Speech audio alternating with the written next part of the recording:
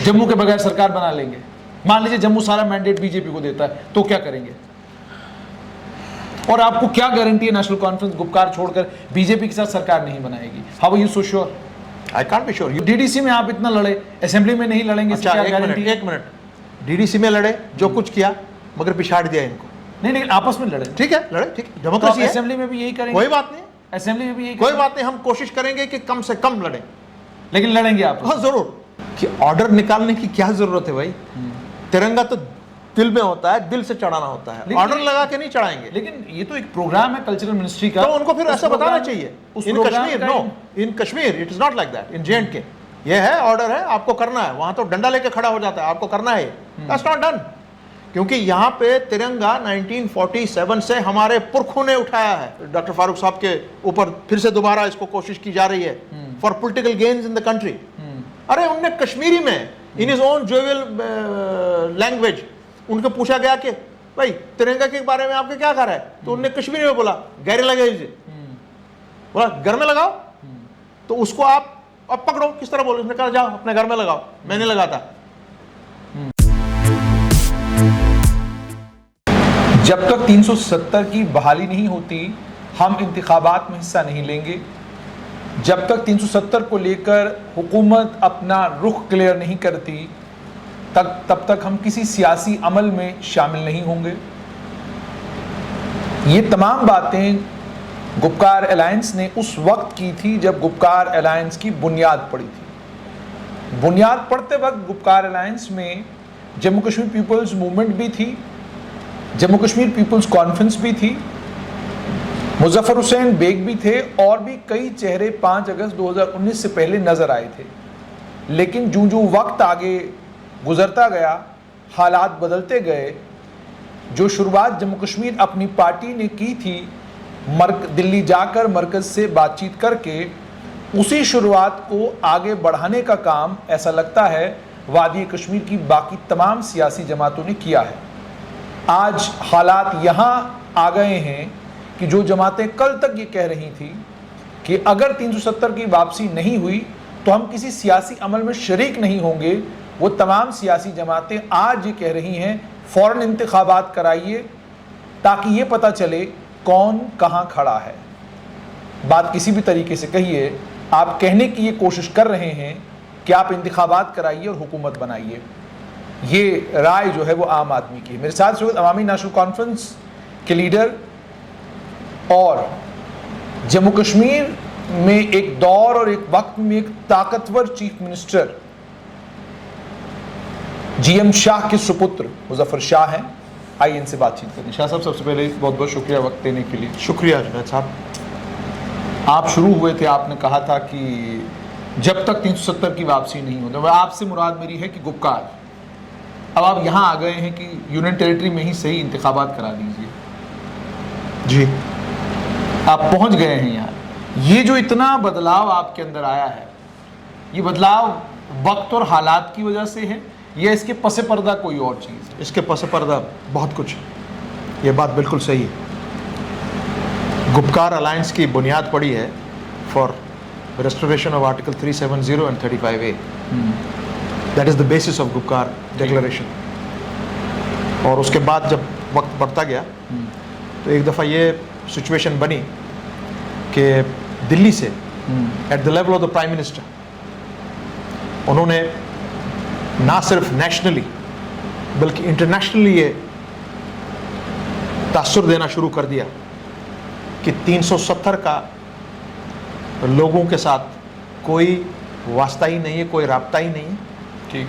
और हम अनकरीब ही वहाँ पे इलेक्शंस कराने जा रहे हैं पंचायत्स के।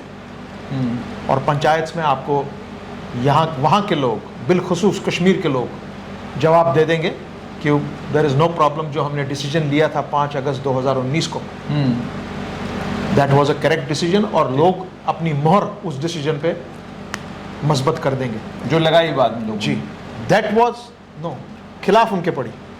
वो कह रहे थे कि वो वोट डालेंगे, हमको जितवा देंगे, और इन सबको हमसे मुराद उनकी मेन स्ट्रीम पॉलिटिकल पार्टीज है। No, he was talking about BJP.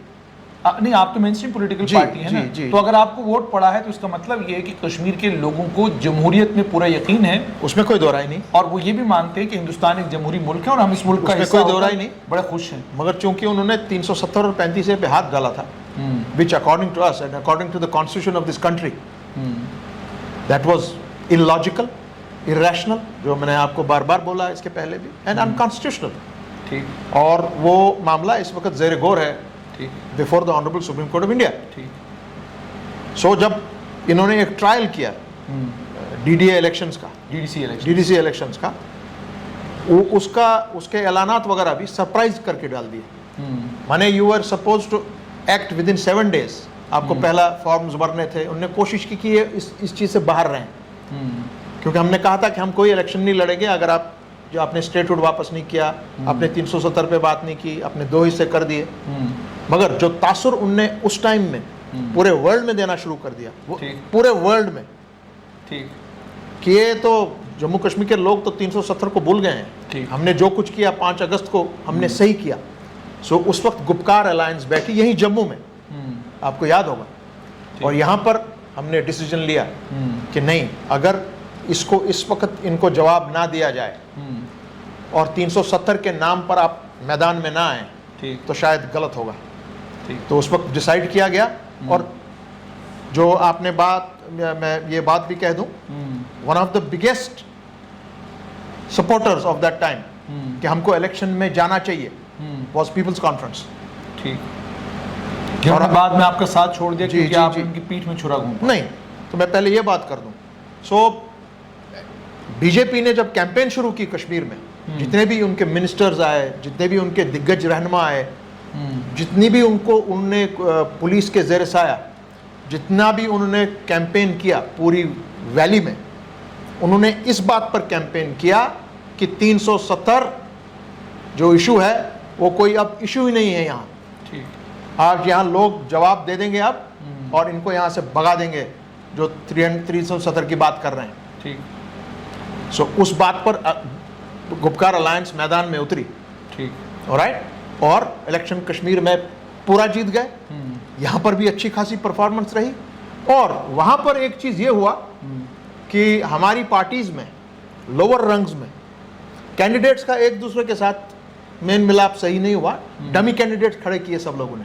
ठीक। उसमें सबसे आपकी मुराद है national all party Peoples Conference ने किया है। बिल्कुल। यानी आप ये कहने की कोशिश कर रहे हैं कि आप चले तो सियासी तौर पर एक साथ थे, लेकिन आपकी खुदगर्जियां आ गई पार्टियों की, और पार्टियों की खुदगर्जियां आई और उसको पॉइंट आउट किया गया कि ये यहाँ यहाँ यहाँ यहाँ यहाँ इस तरह से हुआ है, ये ठीक नहीं है, क्योंकि टाइम बहुत कम था। ठीक। एक्शन नहीं ले पा रहे उस वक्त। बट तब भी उसके बावजूद we had a good running. ठीक। और अगर हमारे कुछ उन लोगों ने, उन सियासी जमातों के लोअर रंग्स के उनके कार्यकर्ताओं ने अगर ये डमी कैंडिडेट्स एक दूसरे के खिलाफ खड़े नहीं किए होते, we would have had more than 45 seats more in J&K। अच्छा। उसका मतलब ये था कि हमने जो जवाब वापस बीजेपी को दिया कि no, people of Kashmir have not accepted your decision of 5 August 2019, because campaign उसी पे लड़ा गया। ठीक। बीजेपी कह रहा था कि इनने एक्सेप्ट किया है और अब ये मोहर डालेंगे इस पर। ठीक। और हमको जितवा देंगे। दे कुड नॉट मैच अस। जैसे आप कह रहे हैं कि दे कुड नॉट मैच अस, लेकिन शाह साहब मैंने इस सवाल ये किया था कि आप, वो एक गाना है बड़ा मशहूर, कहते हैं कि ये कहाँ आ गए हम यूं ही साथ चलते चलते। तो हालात आपके भी कुछ ऐसे हो गए हैं कि आप जब चले थे तो आपने कहा था नथिंग डूइंग 370 जब तक नहीं आता हम सियासी मैदान में नहीं उतरेंगे। आज आपके हालात ये हैं, आप यूनियन टेरिटरी में ही इंतखाबात लड़ने के लिए तैयार हैं। आप अब स्टेट की बात भी नहीं कर रहे, आप कह रहे हैं खुदारा हुकूमत हमारे हवाले कर दो, बाकी सब कुछ छोड़ दो। तो लड़ाई सारी असल में हुकूमत में आने की है, बाकी गरज आपकी भी मुझे नहीं लगता कि आपने जो सवाल पहले पूछा उसका मैंने बड़े तफसीली जवाब दिया कि क्यों आए हम उसमें। ऐसे ही नहीं आए हम लोग को कोई बिल्कुल कोई इरादा जवाब देने के लिए। बीजेपी को जवाब दे दिया कि भाई you are wrong, sorry, 370 is as what you call vital to Kashmir, it is as vital to Jammu and it is as vital to Ladakh and Kargil. लेकिन मैं आपसे जानना चाहूंगा, आपने अभी दूसरा जो सवाल किया उसका पहले अब आपने कहा कि आप कहां पे आ गए आप। I am again telling you, मैं अपने बीजेपी के दोस्तों को, आरएसएस के दोस्तों को ये भी बताना चाहूंगा 37035A has gone nowhere. वो वहीं पर है कॉन्स्टिट्यूशन की किताबों में, जैसे 4 अगस्त 2019 को था। 5 अगस्त को तो उनको हटा दिया, और आप उसको नहीं हटा सकते हैं, उसको वापस लाना ही लाना पड़ेगा। We are waiting for the honourable Supreme court of India to protect the constitution of this country and give justice to people of Jammu Kashmir and Ladakh. एक बात। दूसरी जी, उसके साथ में ये बात कहूं कि आप कुछ भी हमको कहें, आप कुछ भी बताएं कि आप आज कहां पहुंच गए। क्या आपने कहा कि अब आप यूटी के अंडर इलेक्शन लड़ेंगे? बिल्कुल लड़ेंगे सर। क्यों? अपने बीजेपी के साथियों को सरकार नहीं बनाने देंगे आपको यहां पर, क्योंकि वो बहुत ही इंपॉर्टेंट चीज है कल के लिए। मुझे सुप्रीम कोर्ट के सामने में खड़ा होने के लिए बहुत इंपॉर्टेंट, एक वाइटल मैटर है। दूसरा, जो डिस्कनेक्ट यहां के जम्मू कश्मीर और लद्दाख के अवाम का जो डिस्कनेक्ट है इस वक्त विद द स्टेट अपैरेटस, वो एक बहुत ही डेंजरस रुख इख्तियार कर रहा है। उसको आपको रोकना है। You have to have a public government in office in Jammu and Kashmir. It can not be run like this. जैसे आप कह रहे हैं कि हुकूमत फ़ौरन बनाई जानी चाहिए यहाँ पर, लेकिन शाह साहब, आप 370 के हिमायती हैं, आप 370 को रिजरेक्ट करना चाहते हैं, आप 35A को वापस लाना चाहते हैं, आइन चाहते हैं जम्मू कश्मीर का दोबारा से होना चाहिए। तो आप सियासी अमल में अगर सिर्फ इसलिए शामिल हुए थे ताकि आप बीजेपी को ये दिखाते कि लोग किसके साथ हैं, तो इंतखाबात जीतने के बाद आप डीडीसी के तमाम ओहदों से इस्तीफ़े दे सकते थे, आप लोकसभा से इस्तीफ़ा दे सकते थे, ये कह सकते थे कि हमने आपको अपनी ताकत बता दी, अब हम इन इंस्टीट्यूशंस का हिस्सा नहीं बनेगा, हम इस्तीफ़ा दे रहे हैं। आप प्रोटोकॉल भी सारा एंजॉय करना चाहते हैं, गाड़ियाँ भी आपको चाहिए, आपको PSO भी चाहिए, आपको तमाम चीज़ें भी चाहिए, और उसके साथ साथ में आपको लोगों को ये भी बावर कराना जनाब हम आपके बड़े खैर खां हैं। तो आपने इंतखाबात में जीतने के बाद इस्तीफे क्यों नहीं दिए? सर, एक तो बात ये है, गाड़ियां, प्रोटोकॉल जितना भी रखा हुआ है वापस ले जाइए, किसी को नहीं चाहिए। Nobody wants it, you can take it tomorrow, not tomorrow, today, right now. Why are you part of those institutions? आप उन इंस्टीट्यूशनों का हिस्सा अभी तक क्यों हैं जो institution Jammu Kashmir reorganisation act की पादाश में बने हैं? डीडीसी का इंस्टीट्यूशन जो है वो जम्मू कश्मीर रीऑर्गेनाइजेशन एक्ट का एक हिस्सा है, आप उसको मानने को तैयार। जम्मू कश्मीर का डीलिमिटेशन कमीशन जिसने आपको 90 सीटें दी हैं, वो जम्मू कश्मीर रीऑर्गेनाइजेशन एक्ट की वजह से आया है। तो ये सारी चीज़ें उसी कानून से हुई हैं जिस कानून के आप मुखालिफ हैं, उसी कानून में आप इंतखाबात में लड़ने के लिए तैयार हैं, उसी कानून में आप डीडीसी को भी मानने के लिए तैयार हैं। बहुत ही सही चीज़ आपने पूछी है, मगर उसका जवाब भी सुन लें। डीलिमिटेशन कमीशन, पार्लियामेंट, आप मानते नहीं उसको, लेकिन इंतखाबात लड़ेंगे। नहीं, मानने क्यों नहीं है? डीलिमिटेशन कमीशन कौन नहीं मानता? कौन कहता है हम नहीं मानते? आपने चैलेंज किया कोर्ट में? बिल्कुल, it is challenged. Why is challenged? Because delimitation commission has been formed after Reorganization Act of 2019. Reorganization Act of 2019 is challenged before the Honorable Supreme Court of India. We told the Delimitation Commission on their face कि हमको Delimitation Commission से कोई problem नहीं है। Delimitation Commission is a constitutional exercise. That's true. To be conducted. We are proud of that. मगर आप Jammu and Kashmir को क्यों सिंगल आउट कर रहे हैं कि मुझे पूरे मुल्क में there is a freeze on delimitation commission till 2024। ठीक। और जब सेंसस वगैरह होगा, उसकी जो रिकमेंडेशंस आएंगी डीलिमिटेशन कमीशन की, वो they will be put to use in 2031। ठीक। हमारी स्टेट में 2002 में डॉक्टर फारूक अब्दुल्ला की गवर्नमेंट थी, बीजेपी के 8 मेंबरान थे, बइत्तेफाक के राय से उस वक्त इन वन वॉइस कहा गया कि यहां की जो डीलिमिटेशन होगी it will be done with the rest of the country. ठीक, that's true. Why are you doing it now and creating a confusion? But one minute sir, so it is challenged before the honourable court. ठीक, right? But because the exercise is being done, so it is being done, I have to be a part of that, doesn't matter, but it is challenged. We stand by that, it's challenged there. We won't leave you, we won't leave you any space. हम कोई रास्ता नहीं छोड़ेंगे आपके लिए कि जहां पर आप तमाम चीजों पर कब्जा जमाएंगे। ठीक।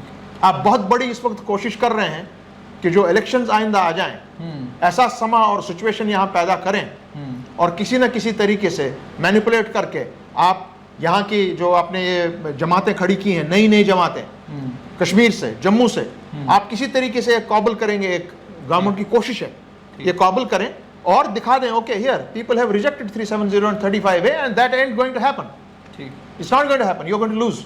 लेकिन मेरा सवाल भाई आपने उसका जवाब नहीं दिया। अभी भी मैंने ये कहा जिस कानून की पादाश में डिलिमिटेशन कमीशन बना, जिस कानून की पादाश में डीडीसी बना, उस कानून को आप कोर्ट में चैलेंज कर रहे हैं, यानी आपको इख्तिलाफ है उस कानून के साथ जबरदस्त, वो है उधर। लेकिन उसी कानून की पादाश में जो कुछ हो रहा है उन तमाम चीजों में आप शामिल हो रहे हैं। वही बात तो लोग ये सवाल पूछते हैं कि आप कहीं ये तो नहीं हुकूमत छिनी है आपसे, वापस मिल जाए जल्दी? बिल्कुल नहीं sir, we are giving you a test of your own medicine. जहां तक 370 और 35A का ताल्लुक है, as far as Gupkar declaration is concerned, जिसका मैं भी एक हिस्सा हूं, it is absolutely non negotiable. 370 is non-negotiable. It is non-negotiable. It has to come forward. जिस भी दिन Honorable Supreme Court of India decides to put up this to hear this matter, क्योंकि उन्होंने 2 दफा पहले भी ऐसे ही जब पिटिशन सामने आए हैं कि इसको हटा दिया जाए यहाँ से, 370 और 35A को कॉन्स्टिट्यूशन से निकाल दिया जाए, honourable Supreme court of India ने उसको रद्द कर दिया है, because it you cannot touch it. The only authority that can touch 370 is the constituent assembly of Jammu and Kashmir, जिसने अपना काम 1957 में कंप्लीट कर दिया। अब आप उसको टच नहीं कर सकते, you will have to reconvene the constituent assembly of Jammu and Kashmir. So supreme court of India will give justice to the people of Jammu, Kashmir and Ladakh, and it will uphold its own constitution of this country. तो मुझे ये बताइएगा कि फिर शाह साहब मसला क्या है कि नेशनल कॉन्फ्रेंस और गुपकार के बड़े leader doctor Farooq Abdullah, People's democratic Party की अध्यक्षा महबूबा मुफ्ती, ये तमाम लोग इतने संजीदा क्यों नहीं नजर आते? 370 का जो मामला कोर्ट में पेंडिंग है, अर्ली हियरिंग की पिटीशन कोई और डाल रहा है, अर्ली हियरिंग के लिए गुजारिश कोई और कर रहा है, आप लोग जो इसके ठेकेदार बने हुए हैं, आप लोग ये सब चीजें क्यों नहीं करते? आपने ये तमाम जिम्मेदारियां बाकी लोगों के हवाले क्यों करी हुई हैं? मोहम्मद यूसुफ तारगामी क्यों अपने लेवल पर करें, कोई और क्यों अपने लेवल पर करे? डॉक्टर फारूक अब्दुल्ला क्यों नहीं कर सकते? महबूबा मुफ्ती क्यों नहीं कर सकती? गुपकार क्यों नहीं कर सकता कि जनाब जल्दी करिए हमारी सुनवाई? हमारी वहाँ पे एप्लीकेशंस या इसको आप कहें जो पेटिशंस 2018 से चली आ रही हैं। अगर आपको याद होगा 77th अमेंडमेंट और 102 अमेंडमेंट, वो आपकी यानी अवामी नेशनल कॉन्फ्रेंस की, और 8 हैं, जम्मू से 2 हैं, कश्मीर से 6 प्लस ANC। तो नेशनल कॉन्फ्रेंस जो आपके रहनुमा और रहबर है, आपको आगे लेके जा रही है, उनकी पिटीशन कहाँ है? वो पिटीशन पर वो अर्ली हियरिंग के लिए मांग क्यों नहीं कर रहे? अर्ली हियरिंग की मांग तो की नहीं उन्होंने। अर्ली हियरिंग की मांग आपको बहुत लोगों को अब इकट्ठे करनी है, क्योंकि अभी तारिगामी साहब ने की है। सो हमने पीछे भी गुपकार अपने PAGD में ये कहा है कि इस पर और थोड़ा जोर लगाना चाहिए। है फारूक साहब बिल्कुल, क्योंकि इस वक्त इस पर इतना जबरदस्त प्रेशर आया हुआ है। कैसे माने संजीदा है? संजीदगी का कोई एक आप सबूत दीजिए कि संजीदा है, कैसे हैं? अर्ली हियरिंग की पिटीशन तारगामी साहब डाल रहे हैं। तारगामी साहब is a part of PAGD sir, but आपके रहनुमा तो डॉक्टर फारूक अब्दुल्ला नहीं, उससे क्या फर्क पड़ता है? पॉलिटिकल पार्टी PAGD है इस वक्त। PAGD is a situation which is equal for everybody.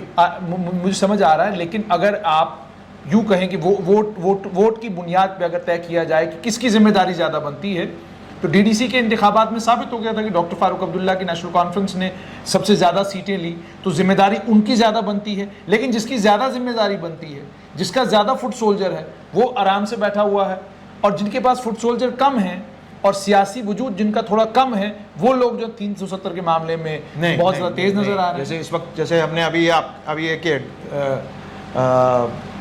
PAGD का व्हाइट पेपर शाया हुआ है, उसमें उतना ही काम नेशनल कॉन्फ्रेंस ने किया जितना ANC ने किया, जितना तारिगामी साहब ने किया, अपने ये CPM ने किया, और वो किताबचा सामने आया। That's a reference book now which is in front of the Honorable Supreme Court of India now. It has gone to every legal authority in this country. ठीक। उसमें हमको करीब 8-9 महीने लगे उसको बनाते। उसमें नेशनल कॉन्फ्रेंस का भी कंट्रीब्यूशन है, सबसे बड़ा कंट्रीब्यूशन है। मेरे साथ में मेरी कमेटी जो थी, मेरे अध्यक्षता में बनी, वो उनमें सबका हाथ है। तजुर्बे की बुनियाद पर क्या लगता है मुजफ्फर शाह को कि क्या नेशनल कॉन्फ्रेंस कल जब इंतखाबात खत्म हो जाते हैं, मान लीजिए नेशनल कॉन्फ्रेंस की एक अच्छी खासा नंबर नेशनल कॉन्फ्रेंस का जो है अकेले गुपकार में से जो है वादी कश्मीर से आता है, और एक अच्छा खासा नंबर बीजेपी का यहाँ से आता है। आप कितने मुतमईन हैं अंदर से, कितना यकीन है आपको नेशनल कॉन्फ्रेंस के ऊपर कि वो बीजेपी के साथ मिलकर हुकूमत नहीं बनाएंगे? जो आज हालात और वाक़ात हैं जो हमारे साथ गुजरी है, खुसूसन हमारे घर के साथ गुजरी है, पूरे national conference, national conference is a notion, हर कोई उसके साथ मुलवस है। नहीं, आपको यकीन कितना है कि नहीं जाएंगे बीजेपी? नहीं जाएंगे।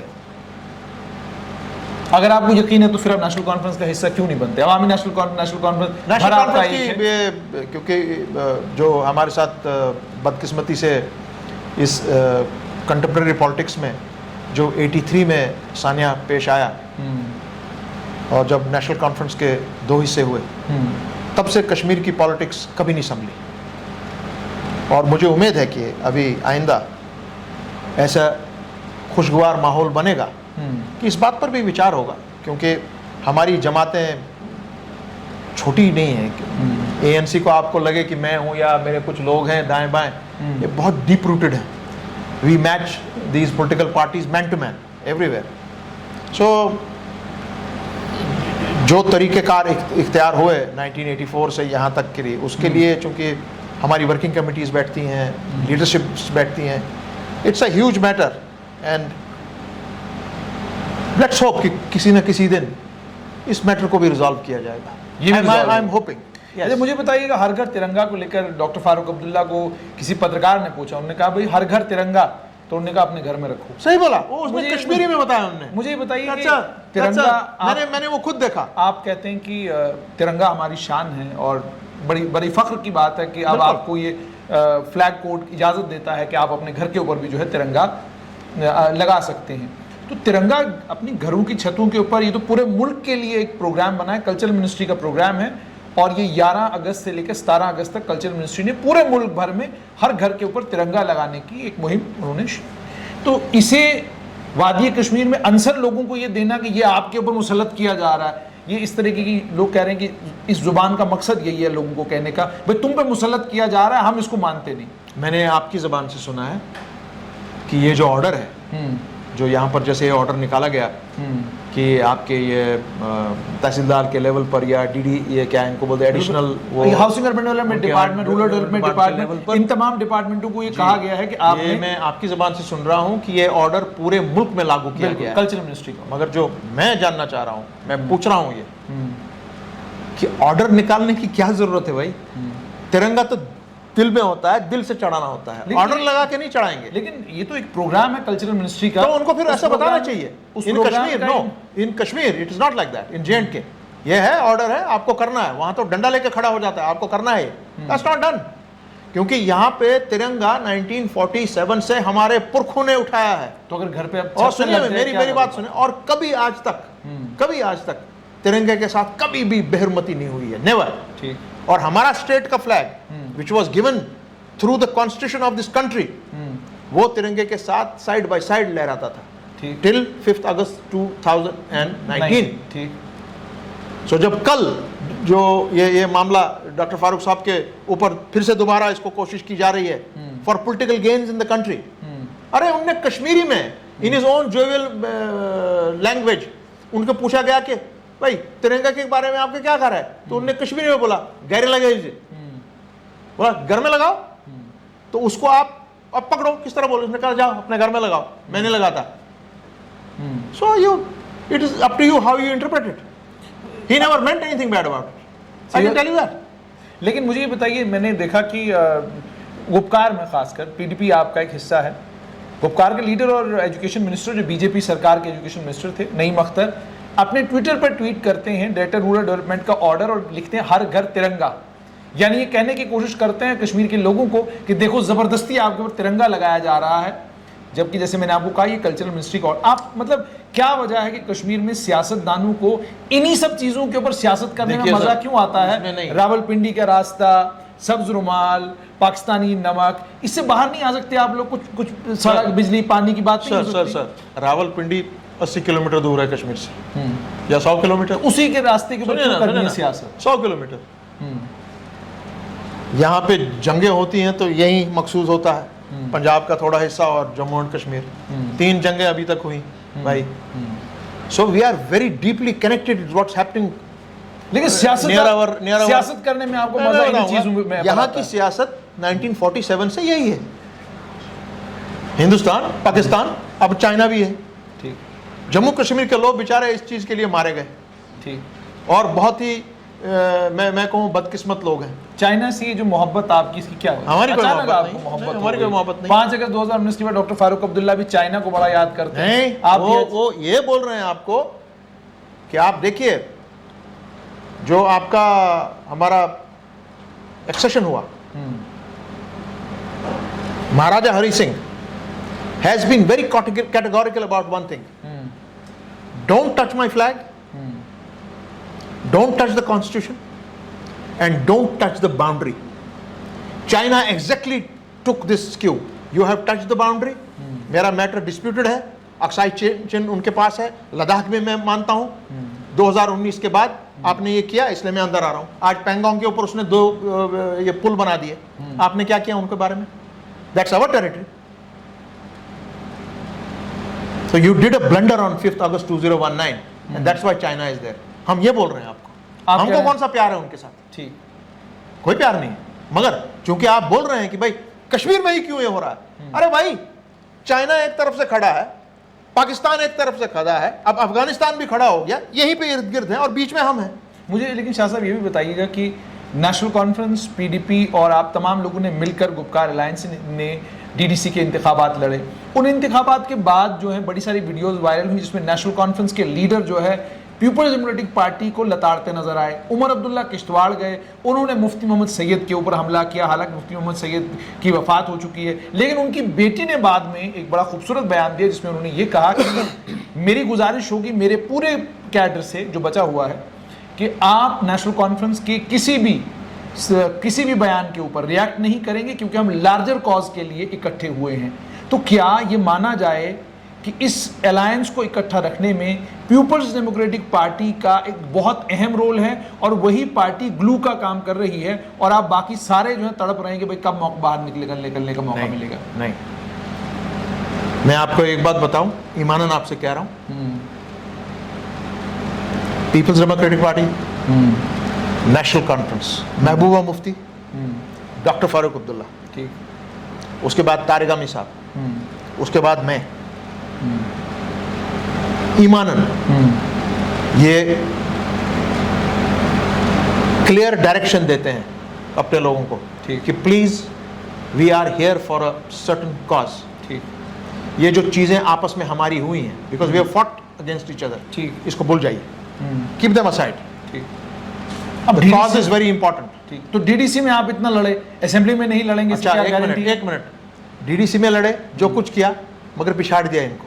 नहीं, आपस में लड़े, ठीक है, लड़े, ठीक, डेमोक्रेसी है। असेंबली में भी यही करेंगे? कोई बात नहीं, असेंबली में भी यही कोई बात नहीं, हम कोशिश करेंगे कि कम से कम लड़े, लेकिन लड़ेंगे आप? हाँ जरूर। तो फिर कैसे माना जाए कि आप सिंसियर हैं 370 को लेकर, जबकि आप तो असल में सियासी लड़ाई कर रहे हैं? ये तो कुश्ती है। आप 370 की देखिए, let us be very honest. So you are saying that there will be no government in Jammu and Kashmir if Gupkar does not get a majority। अगर गुपकार की मेजोरिटी नहीं आती, कोई सरकार नहीं बनेगी, चाहे जम्मू संभाग से बीजेपी की मेजोरिटी हो, कांग्रेस की मेजोरिटी, मुश्किल है, नहीं बनेगी। जम्मू के बगैर सरकार बना लेंगे। मान लीजिए जम्मू सारा मैंडेट बीजेपी को देता है, तो क्या करेंगे? और आपको क्या गारंटी है नेशनल कॉन्फ्रेंस गुपकार छोड़कर बीजेपी के साथ सरकार नहीं बनाएगी? How are you so sure? I can't be sure. You cannot be sure about yourself or myself for the हमारा 5 मिनट में क्या होने वाला है? How do you know? I cannot tell you that. अच्छा, तो अब पहले एक और डिमांड थी आपकी, जब तक स्टेट नहीं देंगे तब तक इंतखाबात नहीं लड़ेंगे। अब आप कह रहे हैं यूनियन टेरिटरी में ही काम चलेगा। सर, मैं आपको कह रहा हूं, डीडीसी इलेक्शंस सोच समझकर हमने कहा कि नहीं, no space is to be now given to these people, क्योंकि ये उसका गलत इस्तेमाल करके पूरे वर्ल्ड में दिखा रहे हैं कि आपका जो अभी तक का जो था वो सब बकवास था। 1947 का इलाहाक जो था वो सब बकवास था। महाराजा हरि सिंह साहब ने जो बात की थी वो सब बेकार थी। उसके बाद जो 370 बना, उसके बाद दिल्ली एग्रीमेंट हुआ, वो सब बकवास था। Constituent assembly of India, constituent assembly of Jammu and Kashmir, वो सब बकवास था। उस चीज को वापस सही करने के लिए आप आइए जनाब, मैंने आपको कहा ना, we will give you your own medicine back. यानी आप ये कह रहे हैं कि राज्य बने या ना बने, चुनाव तो हम 100% यूनियन टेरिटरी में लड़ेंगे। 100% आप किसी भी टेरिटरी में ले लो। अच्छा। एंड वी विल एंश्योर, जो आज हम देख रहे हैं, majority in Jammu, majority, massive majority in Kashmir, massive majority in Kashmir. They now today realize कि 370 और 35 से क्या था। ये कोई कश्मीर सेंट्रिक नहीं था, ये हर किसी मुसलमान, हिंदू, सिख, ईसाई, डोगरा, उसके लिए it was a guarantee for his job, guarantee for his land, guarantee for his livelihood.